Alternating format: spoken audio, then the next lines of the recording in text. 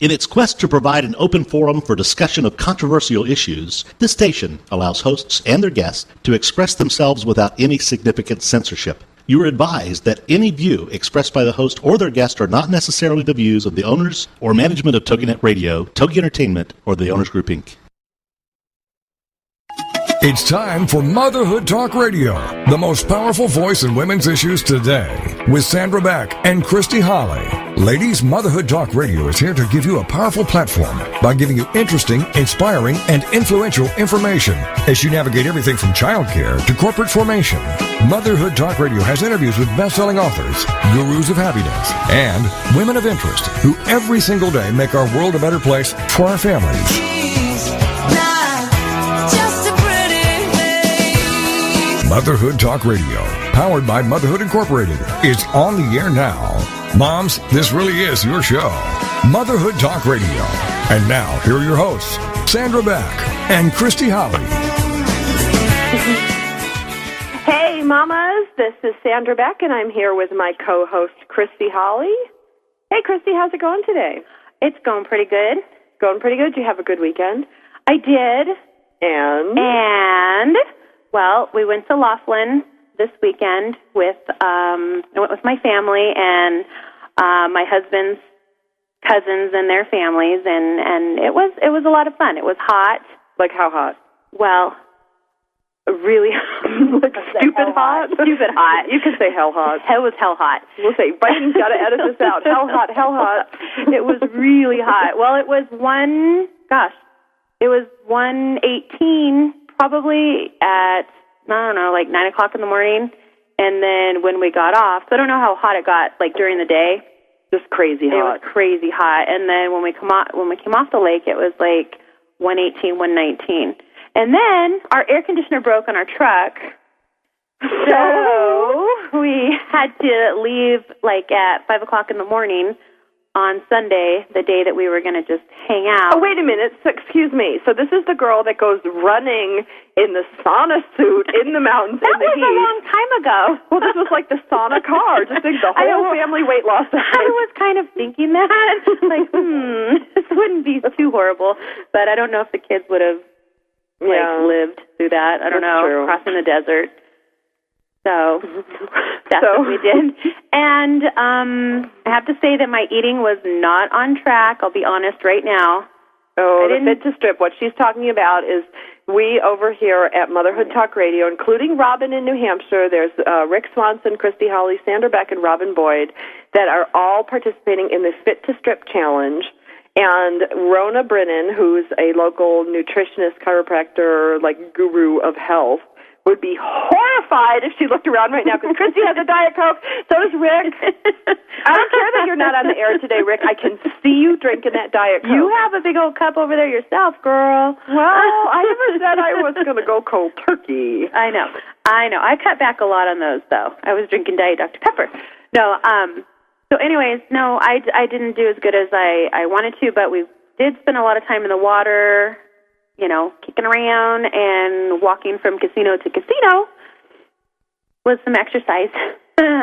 Well, you know, I mean, but it's I don't know. I mean, I think, did you think that going away, like, did you make any choices that you wouldn't have made if you weren't part of the Fit to Strip Challenge? Not that we adhere to everything, because I know I had a birthday party for my son Max this weekend, and it was 107, and we had 70 people show. Yikes. And, there was lots of food. The good thing was all the food was eaten, but I actually did make some different choices where I normally would have mowed through a couple pieces of pizza, you know, had some birthday cake. I actually just peeled off a pepperoni and ate a little bit of cheese, and then, you know, had a couple bites of birthday cake as opposed to eating the whole cake. So I was really proud of myself, and I didn't buy a lot of the usual junk that I bought. I mean, I bought some chips and I bought some candy, you know, for the party, because it is a kids' party, right. And, you know, they shouldn't be punished because I'm fat, but but I made some different changes. And the other thing that I did this week is, Rick and we went to Taco Bell, and we did eat the fresco things, which only had 150 calories, and they didn't have, like, the loaded sour cream, like, all that stuff. I mean, we actually, I mean, I didn't. He had already sat down, and I was like, oh, I can't eat all this fatty food in front of him. So I went right up there in line and ordered, but I made different choices. And I did have a hamburger this week, but on 2 days I chose to eat like regular food, like not go to Burger King or not go to Jack in the Box. And sorry, my friends at Jack in the Box. But yeah, no, I actually ate out of the fridge, and I bought fruit and vegetables, and despite my protest last week of eating healthy and getting a headache, I did feel better. Good. That's really good. You know, so that was a step forward. I mean, and I did lose 2 pounds. That's awesome. Yeah. So, oh, Rona, how you doing, honey? Are you here? Is Rona online? Rona. She's probably mad at us because of the Diet Coke. I don't know. I'm here. Oh, yeah. I fell on the floor. I'm picking myself up after hearing all that. No. Oh, you fell on the floor. Why? Because we did not eat crap this week? After Christy's trip. That's good job, Sandra, saying you feel better after. That's good. It did. I mean, it did make a difference, especially because it was so hot, and I've made a conscious effort. I haven't been really good on making the shakes in the morning, but I will grab a piece of fruit, whereas normally I didn't eat at all. And I am finding that I'm not as strung out crazy if I eat. I'm still not doing good, I'll be honest. I skipped a bunch of meals last week, but I probably skipped like a third less than I usually do. And then I made better choices. Like even today I had, fruit. There's vegetables in my house. And I came up with my new solution to like the last time of chopping and slicing and dicing everything, which is so not going to happen. When I was in Sam's, I bought myself a party vegetable platter. And it was so fun because, like a party. It was. It was like a little party in my tummy, because I didn't have to cut everything up, and it did feel rather festive. And honestly, the $6 or $7 that I spent buying all the cut-up vegetables versus the $4 it would have cost me, because I was kind of costing it out, going, that party platter was like $6.99, and to buy the stuff individually was going to be like $2, but the $4 I was going to save really made up for me not having to do it or just throwing it out because I never cleaned the cherry tomatoes or I never, cut up the celery and the broccoli. It was all right there for me. That's and your convenient. kids watch that, and so you're modeling great behavior. That's what they're going to, they see everything you put in your mouth. That's yeah, great. It's true. It's true because I have a 3-year-old Diet Coke junkie who runs around the house screaming for soda. And I know he does that because I have soda. He does. But it's true, they do model. But Rona, I want to thank you because even though we haven't been, at least I haven't been really stellar in signing up for the program, every single day I've thought of you and going, okay, what choices am I making? I really think I'm making mindful choices. Doesn't mean I always listen to my own mind. But I'm aware of it, at least. I've been doing the same thing. I mean, I've not been perfect, but I've been like, chips or no chips, and really thinking about what those things are going to do inside my body versus, what they're going to do to the outside of my body. The taste, I know what they taste like. I know if I don't have them, I'm not going to die. I mean, I'm alive. And I chose this weekend not to have, I had a few, but not to have like a crazy amount of them and not to just sit there with a bag of them and, plow through it. So I feel good about that. That's great. Well, and Robin in New Hampshire has texted in that she is eating broccoli and chicken for supper in New Hampshire. Good girl. Good job. So you are making a difference, at least for the 4 of us. And, I know that normally Rick would not be eating his little fresh tacos, but he was sitting there eating his fresh tacos. So we're going to speak on behalf of the mute one. He's got a job to do. How's Rick with those energy drinks, by the way? Oh, hey, Rick, how you doing with those energy drinks? Uh-oh. He says he's only had one this week. It's Tuesday.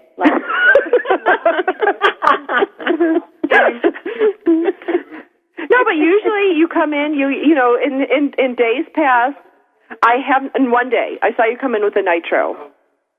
You were so tired. But I have to tell you, there was a nitro. How long did that nitro sit in my fridge? Maybe 3 days? 3 days untouched. I was like a lonely, ugly prom girl sitting in the... Aww.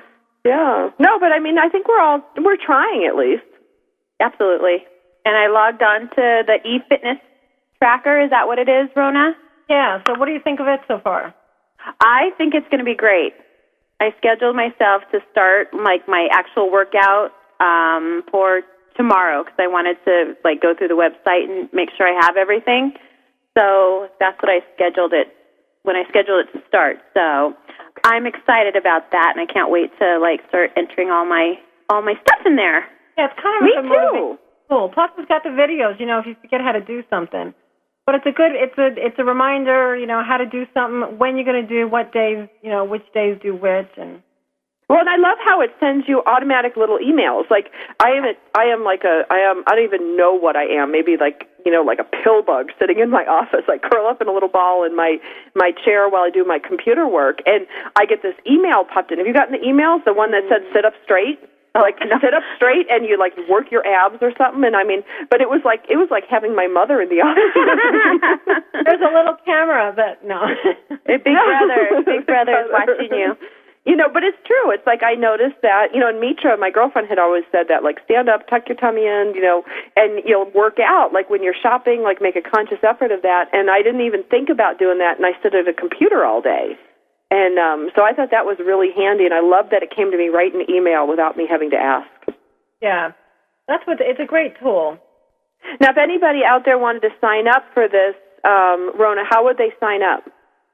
They can go to, I don't know, it's a kind of a long website. It's that you have to do that HTTP, // And let's send everybody to Motherhood Talk Radio. Just go to Motherhood Talk Radio. We'll have it up for you guys with a link ready to go. And that way we can get people directly over to signing up for the fitness tracker because it is really cool. Well, you guys, we are ready to go on break. Rona, I want to thank you for being again there with us in our Fit to Strip Challenge this week. We have coming up in the next segment, Dixie Fremont Smith-Coxey. I hope I'm pronouncing this right. She wrote the book Unthinkable. It's going to be a great segment coming up. Please come back after the break, and we will answer the question, what if the unthinkable happened?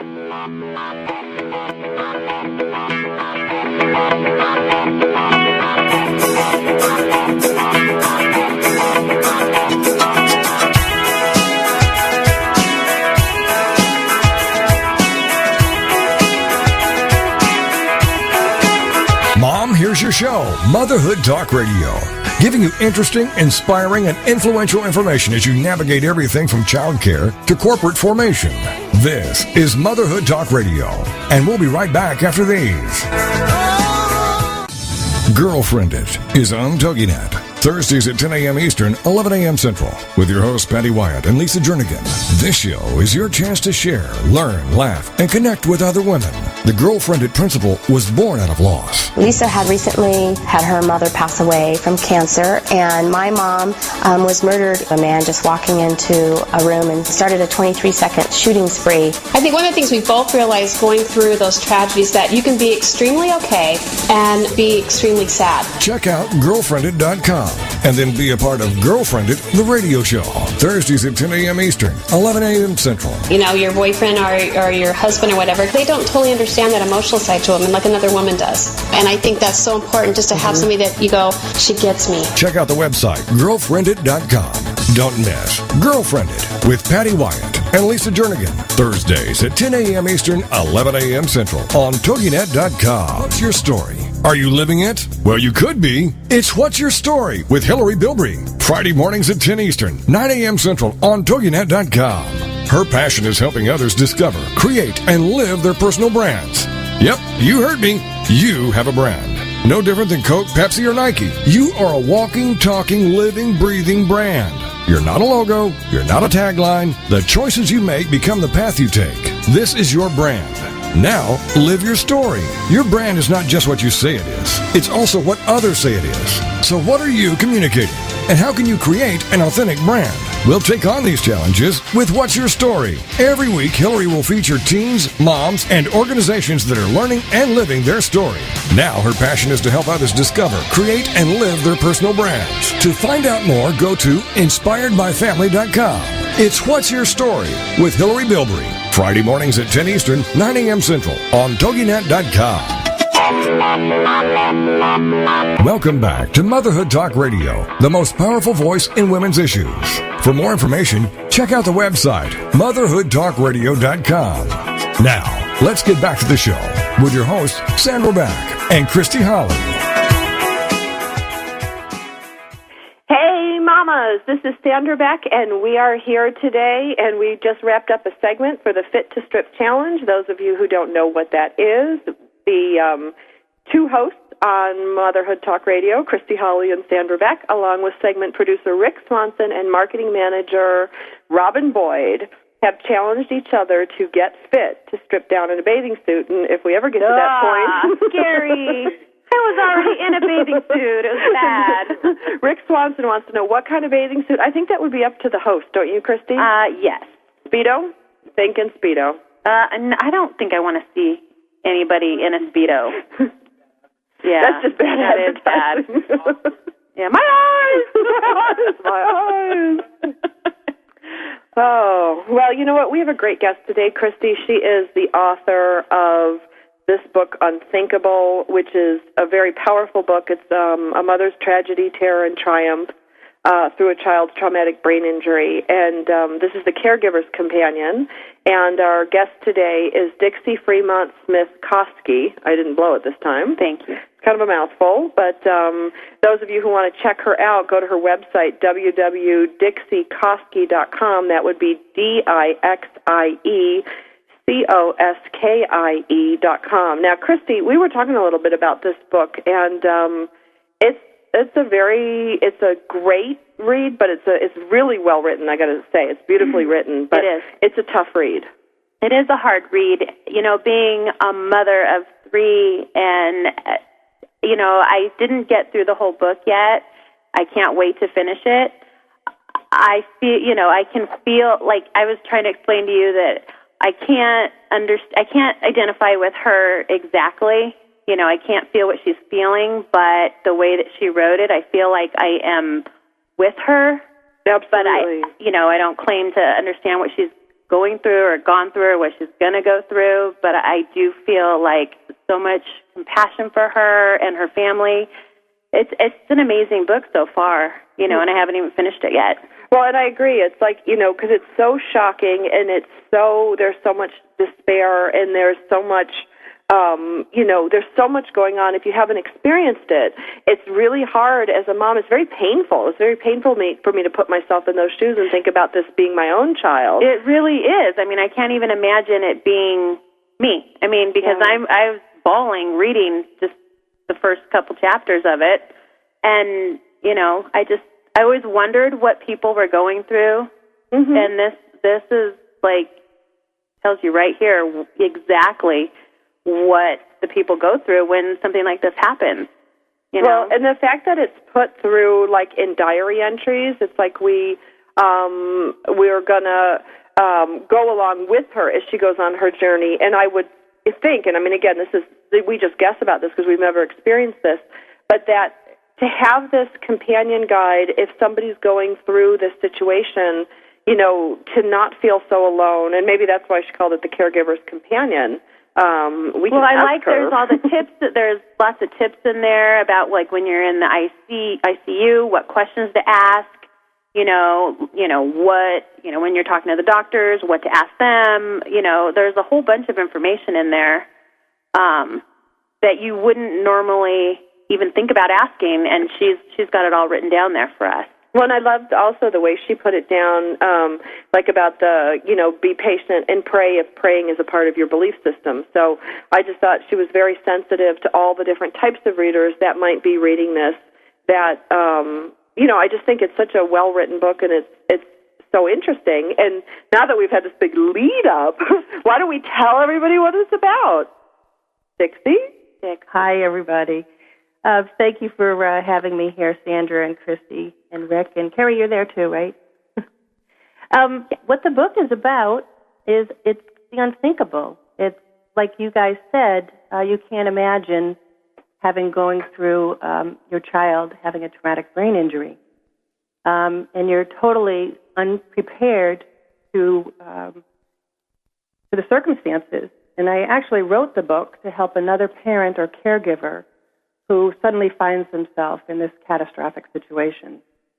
I actually began writing the book about 3 days after my son was hit by a car.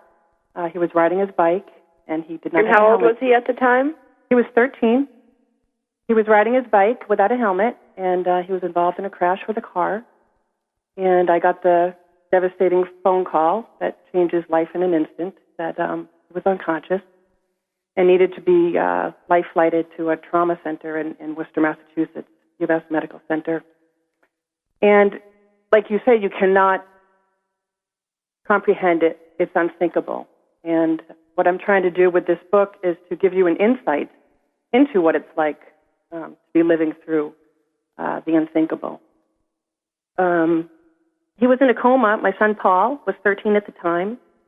He was in a coma for 2 months, and then he woke up briefly and was transported to Franciscan's Children's Hospital in Boston. It's a rehab hospital for children, and their goal is to, give back as much possible rehab to a child in this condition to, have a functioning life if possible. We were told that Paul was going to possibly be a vegetable. He wouldn't be able to see, walk, hear, talk. The basics of his injury, had taken, everything away from him. And we needed to, help him to get better. The doctors told us if Paulo did awake from his coma, he most likely, would have these impairments and handicaps or disabilities, but he also would have amnesia if he had, if he was able to process and think. So I thought, okay, I need some hope here. I need him, to get better, and if he is going to get better, I want him to know what he did to get better. So I started jotting down a journal and telling him every day, what happened, what he did, what the doctors were doing, what medications he was on. So that was how I was able to go back a year later and read my journal, and I said to myself, wow, this could really help somebody else if I could write something, comprehensible to get out there for other people that might find themselves in this situation. And I said, I'm going to write a book. I can't imagine. I'm just going to step in here because Christy and I, we can't look at each other because we're going to start to cry. But I can't imagine in this scenario going, well, I'm going to write a book to help people when there's so much going on. Well, there was so much going on because I'm not only the mother of a child who suffered a traumatic brain injury, I'm the mother of 8 children. So there's a lot going on in my house. And I may have decided to write the book in retrospect to help somebody else, but it also helped me to heal. I was able to write things down on a page, work through it myself emotionally, and then put it aside, and then move on, to the next chapters of the healing process. As he was healing, I was healing. So maybe it was twofold. Yeah, I mean, it's unthinkable. It's unthinkable. It's unimaginable. I can't imagine what you were going through, and and I'm so thankful for any mother listening today that has a situation like this, that she can turn to your book to look for guidance. And one of the things that I really loved about it too is there's things in here that you teach us. It's not just a diary of what was going on. It's like you teach us about the fragility and meaning of life. You teach us about accepting life's obstacles and adjusting to situations. This is a teaching guide as well as just a companion to what was going on in your life. Well, when I was in this situation, I was grasping, as every parent will, for resources to help them. to cope and educate themselves and to get through the situation. And I didn't find a lot of resources. So this is why I really wanted to get something out there that would help people. And I just want to say, the Center for Disease Control has labeled traumatic brain injury a silent epidemic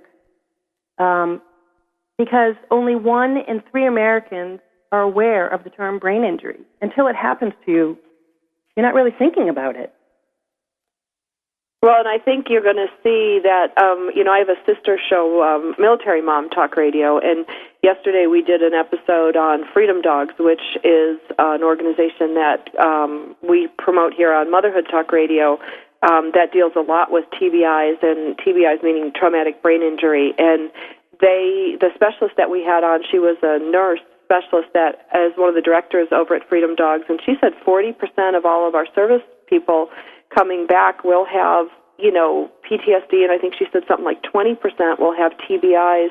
That it's going to be a word that we're going to hear a lot about.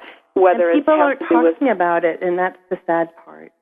So we need to get education and communication going and start helping people with traumatic brain injury. My son actually had an amazing, unthinkable recovery. There are still other children, that didn't fare so well, and these are the people we've got to really advocate for, also. And absolutely. And our servicemen and women coming back from Iraq and Afghanistan, we've got to help these people. Once they're back, they're out there fighting for us, our freedoms, and they come back and they're disabled. So there has to be an awareness out there and resources to help. Well, we are here today. This is Motherhood Talk Radio. We have a sober topic today, but one that is full of hope and one that is full of care. And we have Dixie Fremont Smith-Koski today. She's written the book Unthinkable, which is a mother's tragedy, terror, and triumph through a child's traumatic brain injury. This is the Caregiver's Companion. Asked you guys to check it out. You can pick it up. Where can you buy your book, Dixie? Amazon.com, BarnesandNobles.com, or go to my website, www.dixiekoski.com.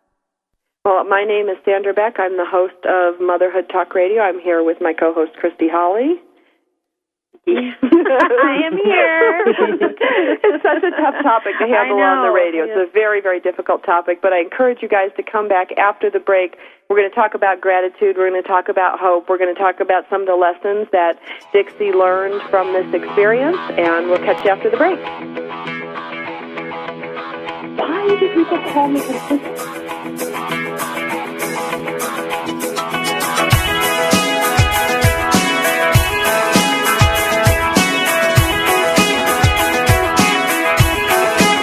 Mom, here's your show, Motherhood Talk Radio, giving you interesting, inspiring, and influential information as you navigate everything from childcare to corporate formation.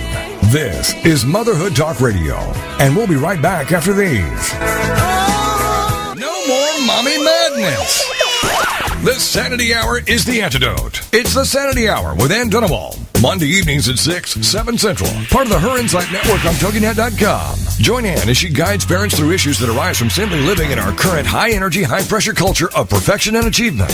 Moms and dads are bombarded daily. Sign up for this, buy that, enrich your child's life, enhance your child's development. Worry about this danger, provide this experience. Ann Dunawald, PhD, is here to help. She's a licensed psychologist in independent practice in Dallas, specializing in women's mental health issues. And her mission here is to help women sort out the guilt and anxiety of the unrealistic demands of motherhood on a daily basis. For more information on her and her books, go to AnnDunawald.com. That's AnnDunawald.com. Arming women against the pressures of modern motherhood. Here to give moms balance and expectations, cutting themselves some slack. It's the Sanity Hour with Ann Dunawald. Monday evenings at 6, 7 Central. Part of the Her Insight Network on TogiNet.com. Let's chat it up with Bloom Talk with Barb Scala on TogiNet. Thursday afternoons at 3 Eastern, 2 Central. And find out how women are growing, blossoming, and blooming in their friendships and careers, health, and so much more. It's Bloom Talk with Barb Scala. Check out our website, bloomwithbarb.com. Whether you want to transplant your life or just do a little pruning, Bloom Talk will inspire you to cultivate the lifestyle you want to live. Join lifestyle coach and co-author of Sanity Savers, Barb Scala, each week on Bloom Talk and sprout your dreams. Grow your life. I hear a lot from women. I want meaning in my life. I want a fulfilling life. I want to do something that's exciting, and I can control my life instead of my life controlling me. I can tell the world this is who I am, and this is what I'm all about. Barb will introduce you to dynamic guests and real women who are redesigning, rebuilding, and reinventing their own lives. And Bloomstorm how you can dream, create, and grow the lifestyle you want to live. It's Bloom Talk with Barb Scala. Thursday afternoons at 3 Eastern, 2 Central on TogiNet.com. Welcome back to Motherhood Talk Radio, the most powerful voice in women's issues. For more information, check out the website, motherhoodtalkradio.com. Now, let's get back to the show with your hosts, Sandra Beck and Christy Holly.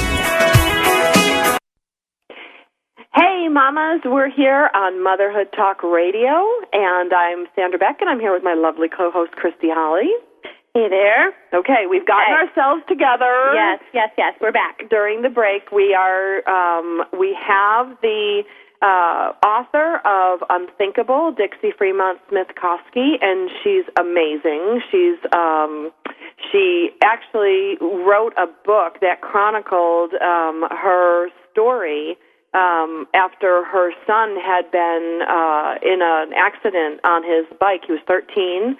And he went up against an SUV, and Dixie narrates a lot of the different things that happened to her, but what the most powerful thing that comes out of here is like the message of hope, the message of gratitude, all the things that Dixie has learned that she can share with us is, I think, what I'd like to talk about in this segment, Christy, and it actually made me think of you this week, because Christy sent me the funniest picture. She sent me a picture from her phone to my phone, and it was a black table? Yes. And what was written in the dust? Well, my daughter, I think it was her, she drew like this SpongeBob character in the dust. It got some detail on it, and I was just sitting there. Well, I was in the bathroom, and I'm like, oh my gosh! And I sent a picture of it to Sandra, and I said, "What did I write? You think I need to Do dust? you think I need to dust?" I know. Nice message. Nice message. But it's funny because I thought of that. We were talking to Dixie on the break about some of the things she's learned from this experience, and you had mentioned housework.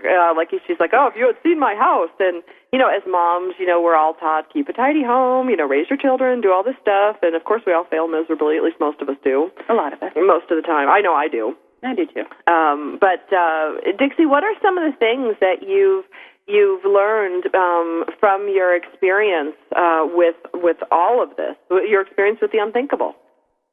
Well, like you're saying with the, is your house clean and, your appearances, obviously you want to look good, but little stuff doesn't really matter after you've dealt with a catastrophic situation like this. You really come to appreciate the little things like a sunset, even the grass blowing in the wind. Just getting up in the morning, not taking the day for granted, not taking the people that are in your life for granted, just appreciating, the little things, a hug, spending time with your family. The only thing that we have power over in this life is how we react to any given situation. And, there's going to be, everybody in life will have grief or sadness or death, come into their life. And it's how you react to it is, gives you power. We could have rolled up. And I think most of us don't even realize we have a choice in reacting. I know in some of the studying and work that I've done, I never realized I had a choice in my feelings. I just thought, well, my feelings are my feelings. But in reality, we do have a choice, not how to feel, but how to react and respond to those feelings. Well, the only person thinking in your head is yourself. So you can, if you don't like something, what's the old saying? If you don't like something, change it. If you can't change it, change the way you think about it.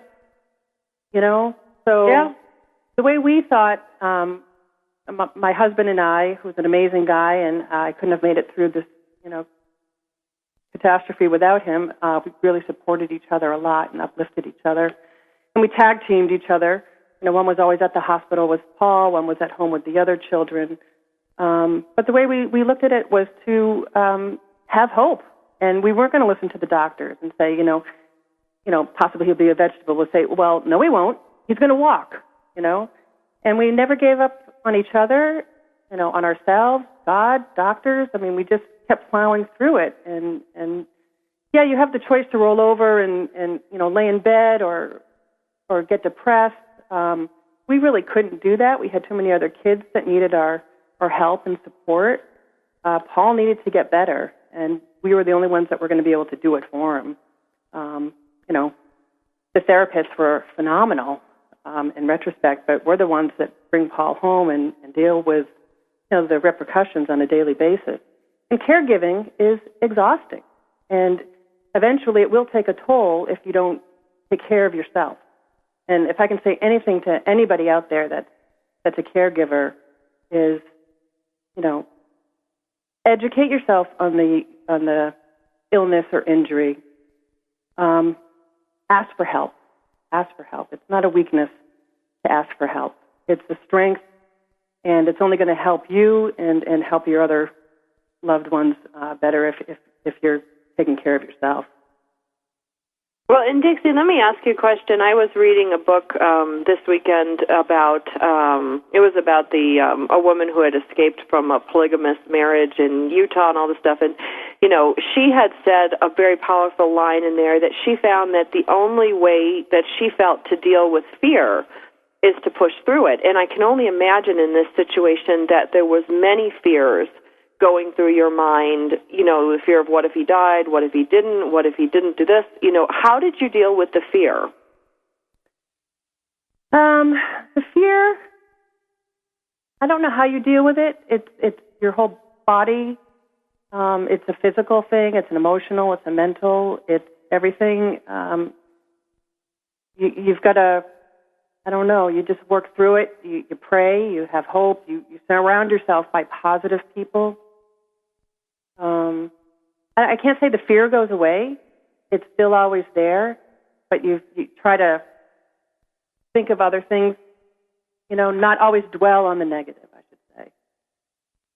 So is that something like, what have you taught your children as a result of this experience? What do you teach them on how to get through any crisis situation? Well, that's one thing in my book, Unthinkable, that there's a chapter in it. It's called A Child's World. And I really like this chapter. It's my favorite chapter of all. It's at the end, and it's actually each of my children write their own story and how they had prevailed through this catastrophic experience in their own words, and how they prevailed and what they learned. And that's towards the end of the book. That's at the end, towards the end of the book, because I could have written a book about each one of my children and how they reacted to the situation. They were all at different ages at the time. And now, how many children do you have? I have 8 children. You have 8 children. And at the time, the oldest was 16, and they were amazing. They were a great support. They helped out. They all came together, and we all pulled together.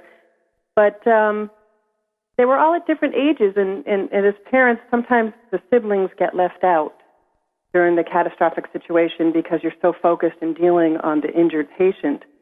And you've really got to take a step back at some point when you're able and give attention to the other kids and find out their needs at their age levels. I mean, I was dealing with a 16-year-old and a 7-year-old and a 6-year-old and a 12-year-old, and how they perceive the injury is very different, for their age group.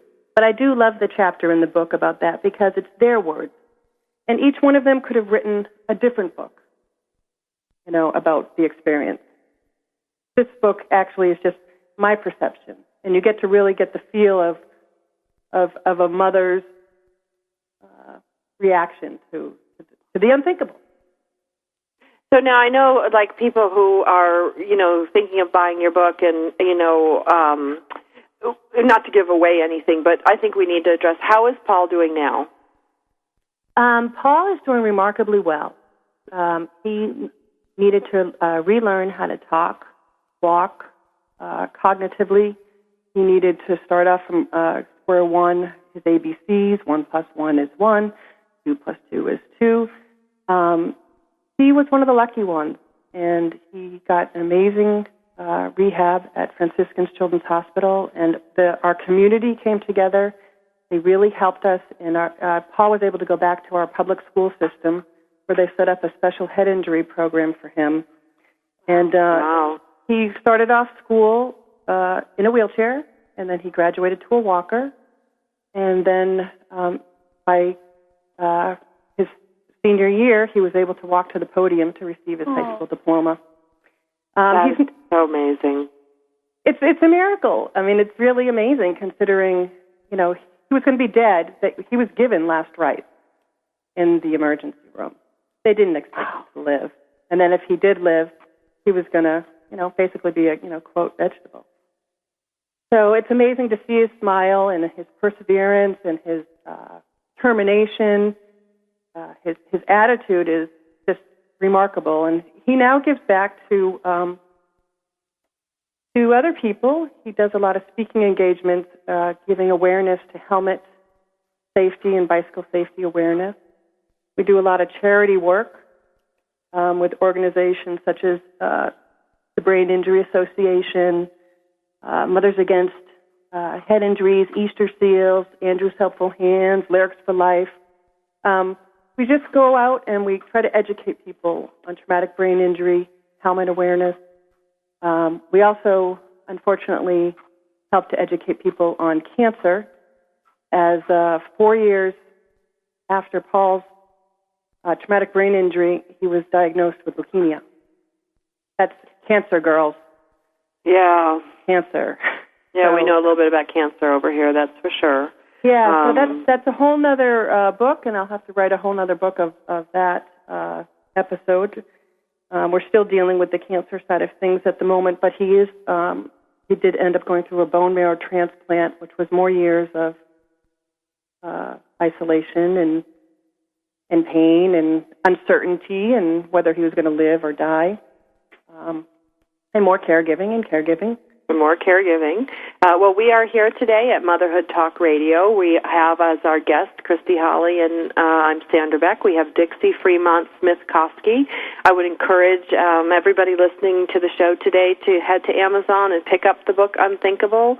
It's an amazing book, and I think one of the best lines that I took away from looking at the book was one where you talked about at one point, and then we're going to need to go to break, is where most kids were worried about a bad hair day. Paul was learning to, just to comb his hair, and it really, put some things into perspective of how much you needed to do as his mother with, a total of 8 children.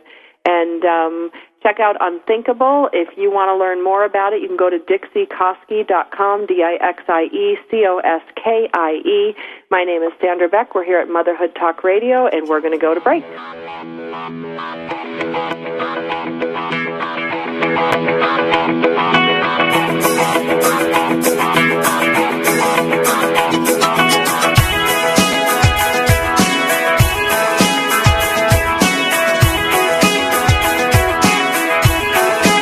Mom, here's your show, Motherhood Talk Radio, giving you interesting, inspiring, and influential information as you navigate everything from childcare to corporate formation. This is Motherhood Talk Radio, and we'll be right back after these. Combine Snide and Remark, and you've got Snark. Combine Lisa Mena and Valia Alvarez on Monday nights, and you've got Deep Dish Snark. Monday nights at 9, 8 Central, part of the Her Insight Network.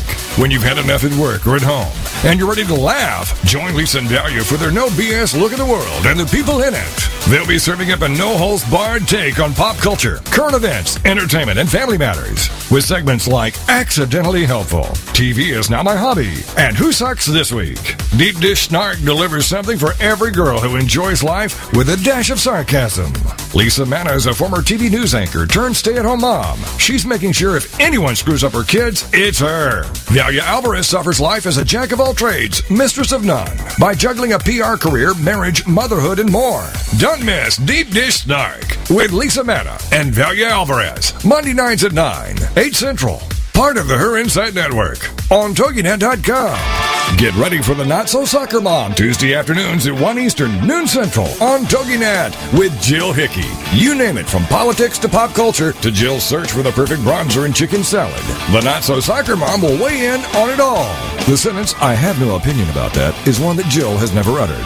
In the early 90s, Jill finally decided to put her thoughts, opinions, mom advice, love of pop culture, hummus, and Starbucks, working out, cosmetic shopping, and politics into an actual website, and thus NotSoSoccerMom.com was born. Shortly after her fourth child, a boy, Jerome, now she's really got tons of topics to share with you. This is Laugh Out Loud Funny, and we're not kidding. What's a loud Nebraska girl who lived in Little Rock for many years and now is up in the Northeast doing? Chronicling her opinions on everything. The wheels aren't off yet, but it's close. It's the Not So Soccer Mom with Jill Hickey, Tuesday afternoons at 1 Eastern, noon Central, on TogiNet.com. Welcome back to Motherhood Talk Radio, the most powerful voice in women's issues. For more information, check out the website, motherhoodtalkradio.com. Now, let's get back to the show with your hosts, Sandra Beck and Christy Holly.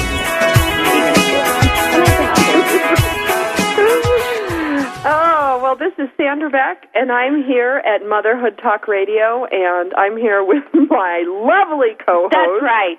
Christy Holly. We're having a fight during a girl fight during the segment break, but we're okay now. But this is a tough topic to cover on motherhood, I got to tell you. Yeah, but it is part of motherhood.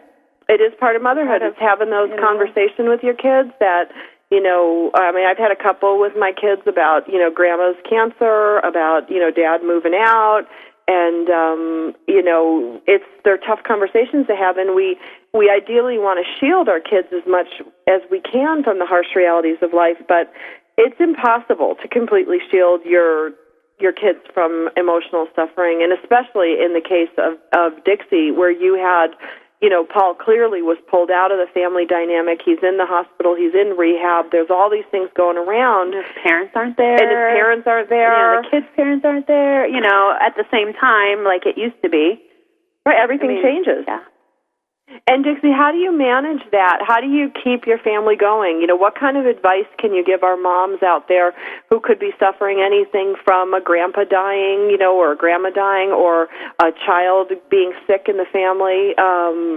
There's a lot that goes on. I remember when my oldest brother was sick, he had some terrible forms of cancer, and it did change our whole family dynamic. And, to have a sibling that's sick it's difficult on the kids because you don't understand, and I can only imagine if I put myself in my parents' shoes going, well, what do we tell, how do you know what to tell everybody? Dixie, what did you do? Well, the thing is, a traumatic injury or illness does change every member of a family, and, it's almost like the injury, happens to them, and it's scary for kids.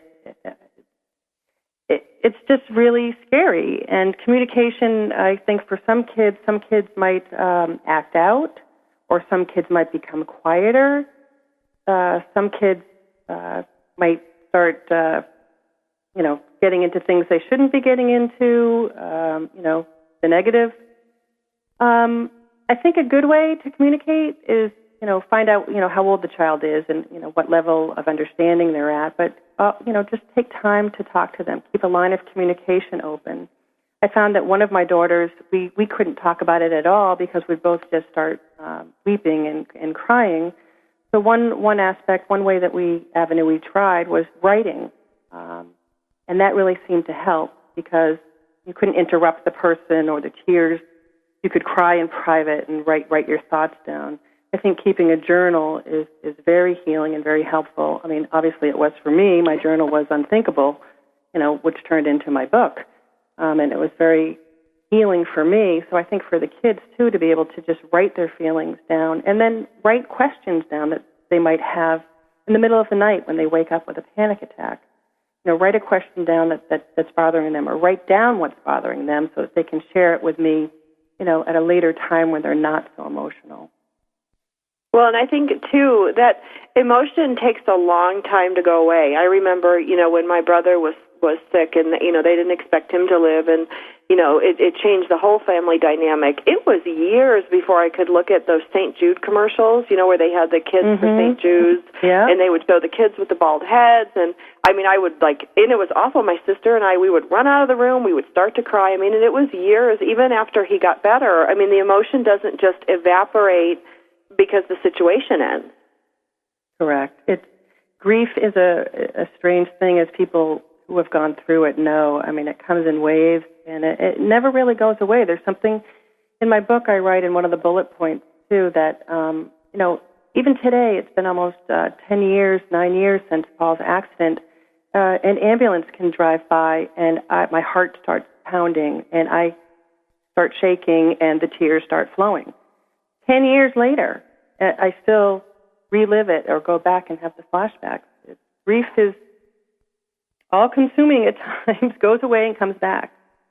It is. It does. There's waves of it, and I think, I thank you for coming on today and sharing, some of this stuff, because I think there is a public perception that, that was 10 years ago, or that was 5 years ago, and, you should be over it, and I can't speak because I don't know what it's like to feel like a dad. I don't know what it's like to feel like for a man. I know what it's like to feel like a woman and a mom, and, that stuff doesn't go away. It becomes manageable, I think, but it's really important, I think, for anybody listening today that has that situation to honor those feelings and respect that. Just because public pressure says, you should be over this because of some time frame, that those feelings don't just magically go away because times or things have changed. Well, and one of the bullet points I have in my book, too, is it says, it's impossible to completely shield your other children from emotional suffering and not to feel guilty, because it's life. Life happens. Well, and I love, there's some things that you put in your book, tips that are in your book are so powerful because they're really great life tips for anyone. And, one of the things that you put in that, when you're able to spend that little bit of time, and you put just 15 minutes a day alone with each child, and I know for today there's multiple, you had 8 children. I don't know how you could possibly, do that every day, but that connection, that one-on-one connection that you have, I guess what struck me about your book, Dixie, is how fragile life is and how quickly what we have can be taken away. Yeah, so true. So true. And I think as moms, a lot of times we think of benchmark milestones. We think of, he's going to diaper train, he's going to walk, he's going to, do this. They're going to graduate from high school, they're going to graduate from college, it's her first prom, and there's all these hopes and things for the future. And, one of the things that came out loud and clear in your book, especially from your tips, is to live in the moment and to enjoy the moment. I agree. And also one of the things also, too, for people, that are dealing with a traumatic brain injured child is that you grieve the loss of what it could have been, what you just said. But eventually, it's just the unconditional love that comes through that's going to get you through. Well, and I think your message of hope, it's like for anybody going through any adjustment, whether it's an adjustment because of an illness, we've divorce is rampant in our country. We've got kids who have injury and illness. We have parents, with so many families of soldiers and Marines coming back, with illness and injury. One of the things that you said in there was don't give up. It's all trial and error. There's no real manual on how to get through this stuff. I think yours is one of the closest that I've seen, whether your child has an illness or a brain injury. I think it works for a lot of things. This caregiver's companion can work for a lot of things. Any parent that is struggling with an illness or injury with a child, I think, I know you specialize in traumatic brain injury, but this stuff really applies to anybody. I agree. And what I did is I wanted to make it not just our journey, our harrowing story, but to make it different by giving it the companion for caregivers, giving the tips at the end of each chapter that will help somebody move forward with the journey, giving them more hope. Well, and I think we had Robin on. Robin is our marketing manager, and Robin was talking about caring for her mother, who had her elderly mother in the house, and she talked about the caregiving and how exhausting it can be, and she echoed the same sentiment that it's really hard to think of your own needs and what you need to do, but you need to stay strong as the mother to care for all of your children in this situation. Caregiving is definitely a matter of balance, and seek out support groups, understand your emotional and physical limits, because if you're taking care of yourself, you're really taking care of others. Because what happened to me is once Paul ended up going back to school, my body collapsed, and I got really sick, and I couldn't take care of anybody. And then, I had more guilt, and I was just, oh my gosh. So with Paul's second illness, when the cancer hit, I really made a point to, take care of myself, eat right, exercise, do yoga, meditate, and to keep a line of communication going with my husband and my friends and community as to the needs that, how they could help me and my family survive the unthinkable. Well, and I think, what comes across most powerfully about what you're talking about is not feeling selfish or guilty because you need some time, that you need some time to regroup, or, when you talk about doing yoga or working out or talking to your friends, when our children are sick, it becomes all-consuming. And what you're telling us is that it can't become all-consuming, that there needs to be that balance as the caregiver for not only your injured child but the healthy children, that you've got to stay strong. You've got to take care of yourself so that you can keep going. Definitely. And a lot of times people would ask, what can I do? And I'd say, nothing, it's okay, I can do it. And then I'd walk away and be like, oh, my God, I can't do this. So if somebody says this to you, you have to be prepared with a list of things and ways that others can help you. I mean, people can help a little bit with the burden with, child care, the housework, the yard work. Somebody can go and buy groceries. Maybe you just need to sit down and talk with a friend. You've got to be able to voice these things because people aren't mind readers, and usually when this happens, people tend to shy away from you because they don't know what to do. So you've got to be able to be a little bit assertive and ask for the help. Well, and I think people want to help. They may not know what to do. So asking for help, the worst they can say is no. Right. And people want to help. They do. I think by and large people want to help, and people want to be part of a recovery and part of making a difference. Don't you think, Christy? I do. I was wondering if your friends had, some of them stayed away because they didn't know what to do, or, if they became closer because they were able to help you. I'd have to say both. Both. And then I'm also not able to, extend myself further to other people in ways that I needed to keep up friendships either, because, it becomes all-consuming with your own family. Sure. Well, you guys, we are here today with Dixie Fremont Smith-Koski. Check out her book, Unthinkable, A Mother's Tragedy, Terror, and Triumph Through a Child's Traumatic Brain Injury. It's a great book for anybody who is a caregiver and wants to learn great tips, great information. She's an inspirational speaker. She's an advocate for children and the disabled. Check out her book on Amazon.com. It's Unthinkable, and we'll catch you guys next week.